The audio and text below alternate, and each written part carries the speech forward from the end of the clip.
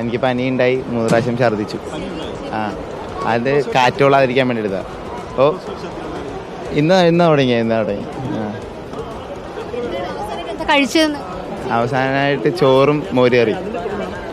അതിനുശേഷമാണ് ഞാൻ ബുദ്ധിമുട്ടുണ്ട്. അതെ. ഓക്കെ. ഈ കുട്ടികളെല്ലാം വ്യക്തമാക്കുന്നത് ഈ ഭക്ഷണം കഴിച്ചതിന് ശേഷമാണ് ഇവർക്ക് ഇത്തരത്തിലുള്ള ബുദ്ധിമുട്ടുണ്ടായെന്നാണ്.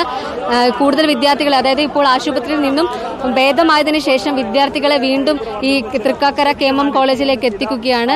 ഇവിടെ ഇപ്പോൾ കൂടുതൽ വിദ്യാർത്ഥികൾ തന്നെ എത്തിയിട്ടുണ്ട്.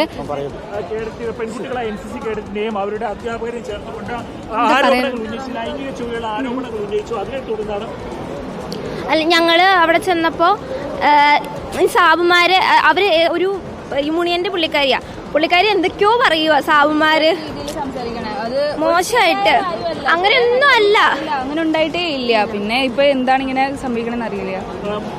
ആദ്യഘട്ടത്തിൽ ഇവിടെ ഈ ശാരീരിക ബുദ്ധിമുട്ടുകളും കുട്ടികൾക്ക് ഭക്ഷ്യവിഷബാധയുമായി ബന്ധപ്പെട്ടായിരുന്നു ഉണ്ടായിരുന്നത്.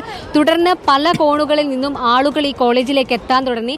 അതായത് ആർക്കും ഉള്ളിലേക്ക് പ്രവേശിക്കാം, കുട്ടികളെ ചോദ്യം ചെയ്യാം എന്നുള്ളൊരു സ്ഥിതിയായി മാറി. ഇതിനെ തുടർന്നാണ് ഈ SFI അംഗമാണെന്ന് വ്യക്തമാക്കുന്ന ഒരു പെൺകുട്ടി കോളേജിലേക്ക് എത്തുന്നത്. ആ പെൺകുട്ടി കുട്ടികളെയും അവരുടെ ഒഫീഷ്യൽസിനെയും ചേർന്നുകൊണ്ട് പരാമർശങ്ങൾ നടത്തി എന്ന പരാതിയാണ് ഇപ്പോൾ പെൺകുട്ടികൾ ഉന്നയിച്ചിട്ടുള്ളത്.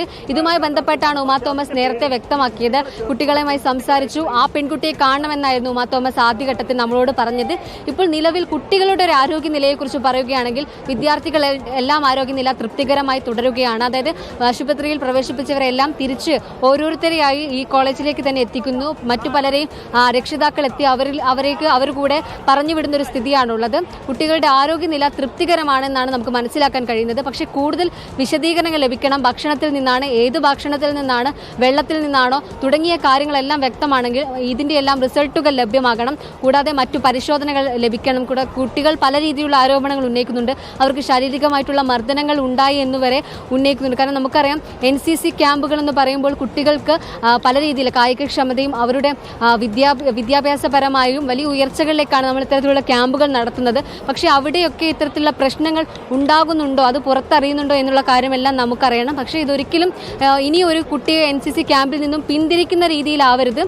ഇവിടേക്ക് പക്ഷേ ഇത്തരത്തിലുള്ള പ്രശ്നങ്ങൾ ഈ കോളേജിൽ ഉണ്ടായിട്ടുണ്ടോ, കുട്ടികൾക്ക് ഇത്തരത്തിലുള്ള ബുദ്ധിമുട്ടുകൾ ഉണ്ടായിട്ടുണ്ടെങ്കിൽ അതിൽ പരിശോധന വേണം, നടപടി വേണം.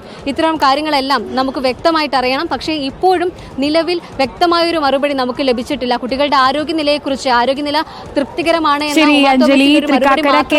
കോളേജിലെ ക്യാമ്പിൽ പങ്കെടുത്ത 72ഓളം വിദ്യാർത്ഥികൾക്കാണ് ഭക്ഷ്യവിഷബാധ ഉണ്ടായിരിക്കുന്നത്. ഇവരെ കളമശ്ശേരി മെഡിക്കൽ കോളേജ് ആശുപത്രിയിൽ പ്രവേശിപ്പിച്ചു. സംഭവസ്ഥലത്ത് MLA ആയ ഉമാ തോമസ് ഉൾപ്പെടെ എത്തിയിട്ടുണ്ട്. നിലവിൽ കുട്ടികളുടെ ആരോഗ്യനില തൃപ്തികരമാണ് എന്ന വിവരമാണ് ലഭിക്കുന്നത്.